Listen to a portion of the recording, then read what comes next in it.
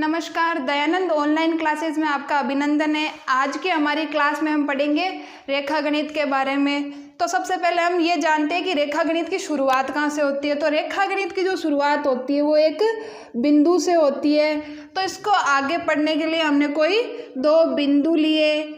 इन दो बिंदुओं को मिलाने से हमें एक आकृति प्राप्त हुई।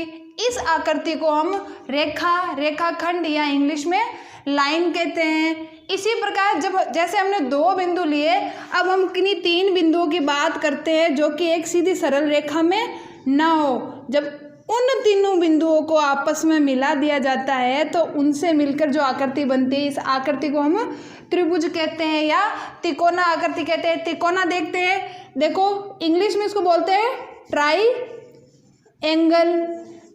देखो नाम से पता चल रहा है, ट्राई यानी तीन और एंगल यानी कोण।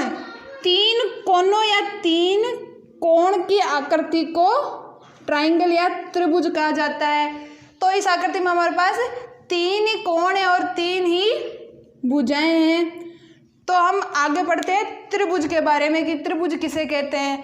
तो हम त्रिभुज की परिभाषा दे सकते हैं कि तीन असंरेखीय बिंदुओं को जब आपस में मिला दिया जाता है तो इनसे मिलकर बनी आकृति त्रिभुज कहलाती है। या हम बोल दें कि तीन ऐसे बिंदु जो कि सरल रेखा में उपस्थित नहीं हो, उन तीनों बिंदुओं को जब आपस में मिलाया जाता है तो इस प्रकार की आकृति को त्रिभुज कहा जाता है। या हमारे सीधे सरल शब्दों में हम बोलना चाहें तो कैसे बोल सकते हैं कि तीन भुजाओं से घिरी हुई बंद आकृति को त्रिभुज कहा जाता है। सीधे सरल शब्दों में कैसे है कि कोई भी तीन भुजाएं, उन भुजाओं से घिरी हुई बंद आकृति को त्रिभुज कहा जाता है। ये हमने त्रिभुज की परिभाषा देखी। अब हम देखते हैं कि त्रिभुज में तीन ही कोण और तीन ही भुजाएं हैं, तो इनके आधार पर त्रिभुज को कितने भागों में बांटा गया है। तो अब हम पढ़ेंगे त्रिभुज के प्रकार। तो त्रिभुज को एक तो भुजा के आधार पर और एक इसके अंत्य कोणों के आधार पर बांटा गया है। तो हमारा सबसे पहला जो पॉइंट है वो है कि त्रिभुज को इसकी भुजाओं के आधार पर कितने प्रकार से बांटा गया है। तो सबसे पहले हम अपना त्रिभुज बना लेते हैं। ये हमारा त्रिभुज, हमारा पहला टॉपिक है भुजाओं के आधार पर त्रिभुज के प्रकार। कि भुजाओं के आधार पर त्रिभुज को कितने प्रकार से बांटा गया है। तो भुजाओं के आधार पर हम देखते हैं कि इसमें कितनी भुजाएं दी हुई है, तीन भुजाएं दी हुई है। तो तीनों भुजाओं से किस किस प्रकार से बांट सकते हैं कि मान लो कि तीनों ही भुजाएं जो है वो लंबाई में बराबर हो। एक प्रकार ऐसा हो सकता है। दूसरा हो सकता है कि कोई भी दो भुजाओं की लंबाई आपस में बराबर हो और तीसरी भुजा की लंबाई अलग हो। या फिर इस प्रकार हो सकता है कि तीन भुजाएं दी हुई है, तीनों ही भुजाएं माप में असमान या अलग अलग हो। तो ये हमारे हो गए तीन प्रकार से भुजाओं के आधार पर। तो सबसे पहला हम लिखते हैं समबाहु त्रिभुज। अब देखो इसके नाम से पता चल रहा है, क्या नाम है, समबाहु त्रिभुज, जिसकी तीनों भुजाएं समान या बराबर हो। किसमें, लंबाई में। जिसकी तीनों भुजाएं लंबाई में समान या बराबर हो तो इस प्रकार के त्रिभुज को समबाहु त्रिभुज कहते हैं। ये हमने समबाहु त्रिभुज बना दिया जिसमें कि इसकी तीनों भुजाओं की लंबाई बराबर है। इसको हमने नाम दे दिया, इसके शीर्षों को नाम दे दिया, शीर्ष ए, बी और सी। अब हमने कहा है कि समबाहु त्रिभुज, तो इसको गणितीय रूप में कैसे लिखेंगे कि जो इसकी भुजाएं हैं, तीनों भुजाएं आपस में बराबर है। तो हम लिखेंगे कि भुजा ए बी बराबर है बी सी के और बराबर है ए सी के। ये हमने इसको गणितीय रूप में बता दिया कि भुजाओं के आधार पर त्रिभुज का पहला प्रकार समबाहु त्रिभुज और उसका गणितीय रूप। अब इसके बाद दूसरा आता है कि इसकी कोई दो भुजाएं समान हो और तीसरी लंबाई में क्या हो, असमान हो। तो ये हो गया हमारा समद्विबाहु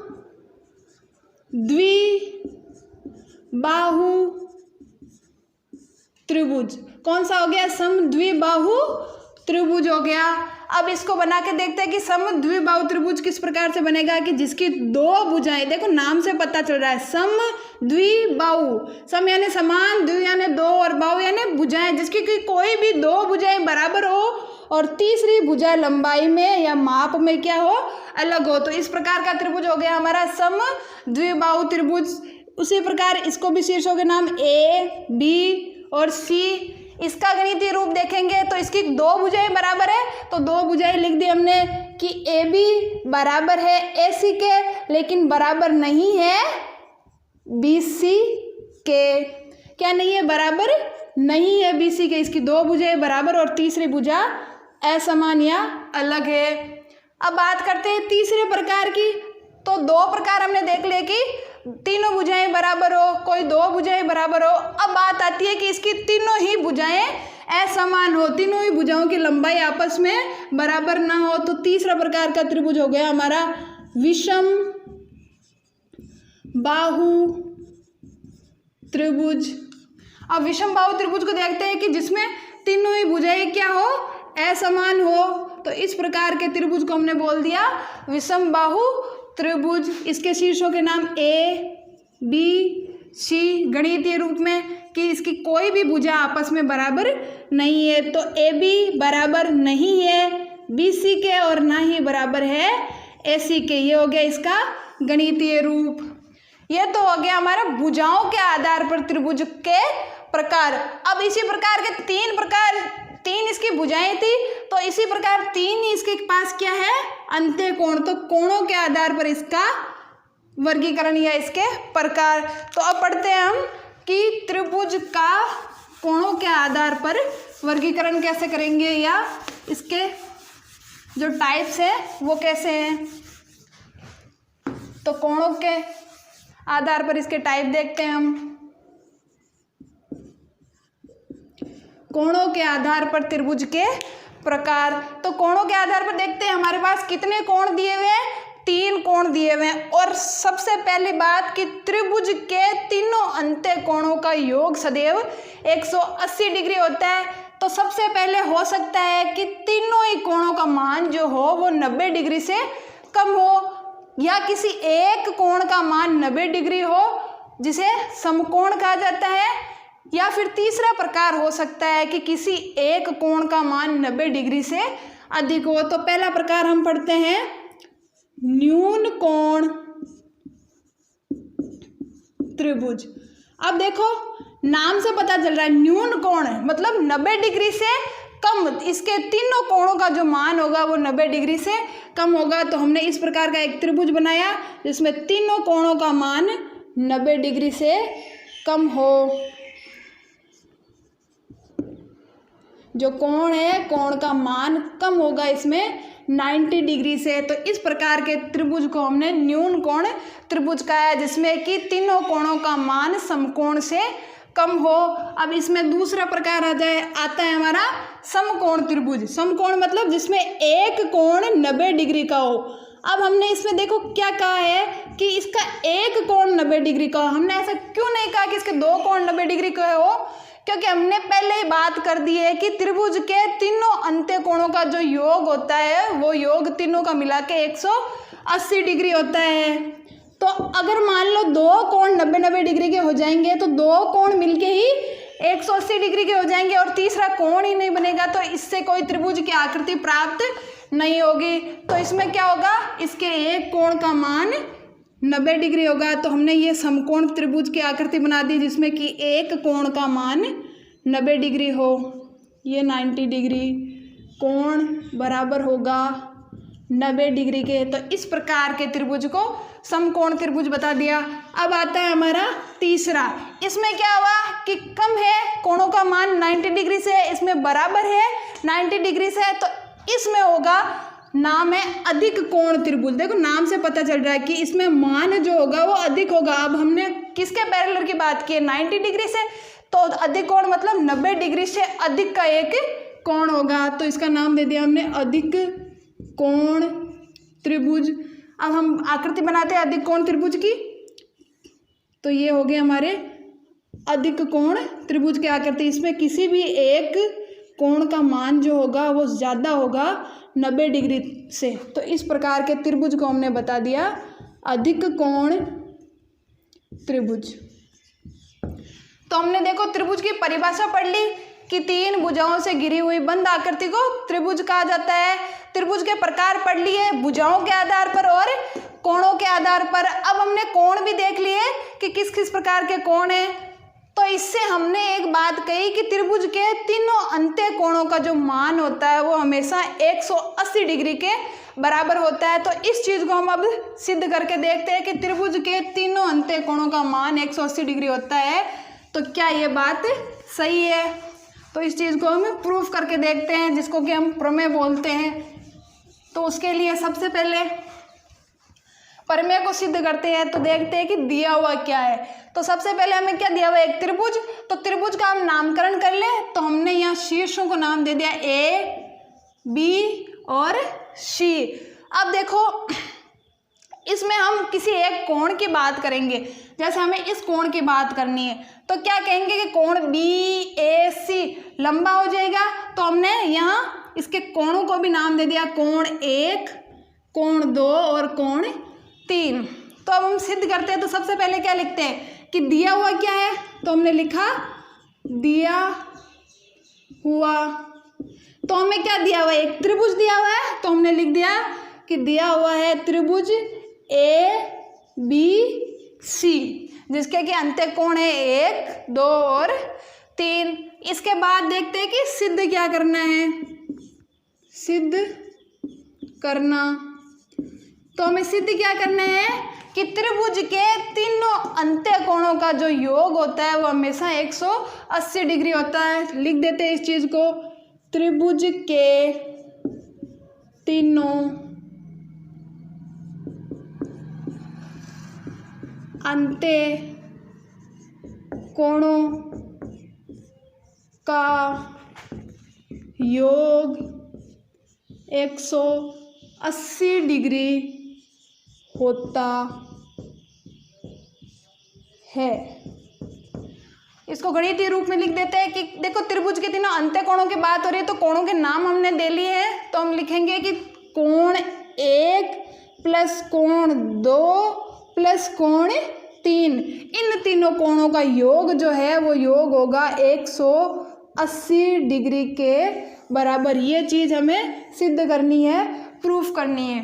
तो इसके लिए जब हमें कोई चीज़ सिद्ध करनी होती है तो हम रचना करते हैं।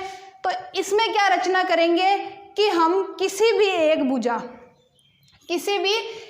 भुजा के समांतर किसी एक शीर्ष पर स्पर्श रेखा खींचेंगे या समांतर कोई रेखा खींचेंगे। तो हमने एक सीधी रेखा BC ले ली। BC के समांतर शीर्ष A पे हमने कोई स्पर्श रेखा खींची, ये स्पर्श रेखा खींच दी और इस रेखा को हमने नाम दे दिया D और E, क्योंकि ABC नामकरण हम पहले कर चुके हैं तो हमने नाम दे दिया D और E। अब देखो जो हमने रचना की है वो रचना इसमें लिख देते हैं। तो रचना में हमने क्या किया कि हमने BC के समांतर एक रेखा शीर्ष A पे एक रेखा DE खींची, ये लिख दिया हमने। अब एक हमें प्रूफ करना है तो हमारी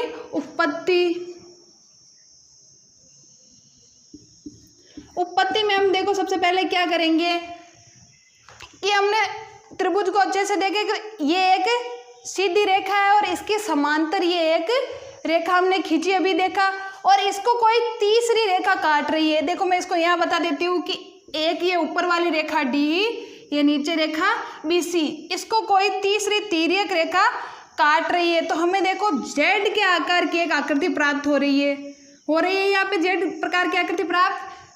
तो जब ये Z प्रकार की आकृति प्राप्त होती है तो इसके अंदर के कोण हमेशा बराबर होते हैं और इन कोणों को एकांतर कोण कहा जाता है। एकांतर कोण। अब देखो सेम ये स्थिति यहाँ है कि ये दो समांतर रेखाएं हैं, इनको कोई तीसरी रेखा काट रही है, तो इसके अंदर के ये दोनों कोण बराबर होंगे। तो हमने इस कोण को नाम दे दिया कोण 4 और इसी प्रकार इस कोण को नाम दे दिया हमने कोण 5। तो कोण 2 जो है वो कोण 4 के बराबर होगा। किस आधार पर? एकांतर कोण के आधार पर। तो कोण 2 बराबर होगा कोण 4 के। और इसी प्रकार देखो ये दो समांतर रेखाएं हैं और ये तीसरी रेखा इसे यहाँ काट रही है, तो इसके अंदर वाले कोण बराबर होंगे। तो कोण 3 बराबर होगा कोण 5 के। कोण 3 बराबर होगा कोण 5 के। इन दोनों को हमने समीकरण नाम दे दिए, समीकरण 1 और समीकरण 2। और ये दोनों कैसे आए? एकांतर कोण से। एकांतर कोण ये हमने यहाँ लिख दिया। अब देखो हम समीकरण 1 और 2 को जोड़ देते हैं यहाँ पे।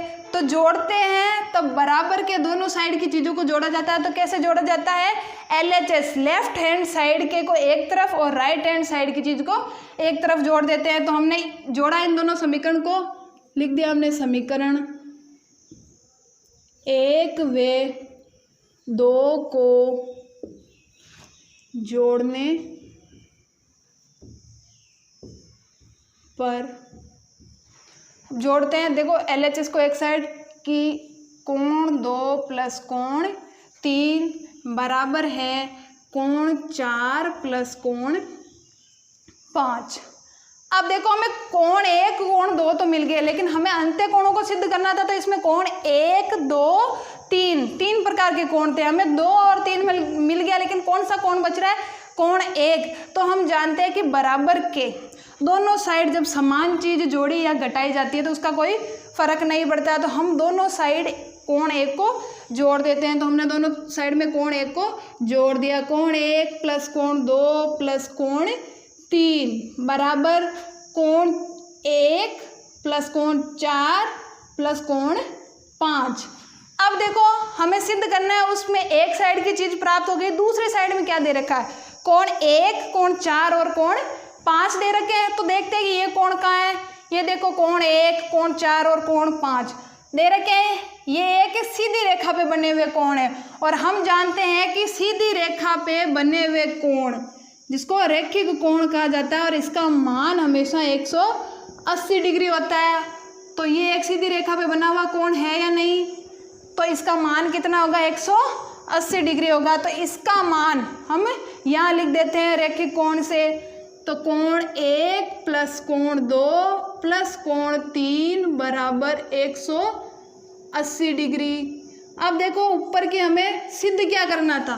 सिद्ध क्या करना था कि कोण 1 प्लस कोण 2 प्लस कोण 3 बराबर 180 डिग्री होता है। तो क्या हमें ये यहाँ पे प्राप्त हो रहा है या नहीं कि कोण 1 प्लस कोण 2 प्लस कोण 3 बराबर 180 डिग्री होता है? तो ये हो गया हमारा सिद्ध। इसको लिख दिया हमने इति सिद्धम।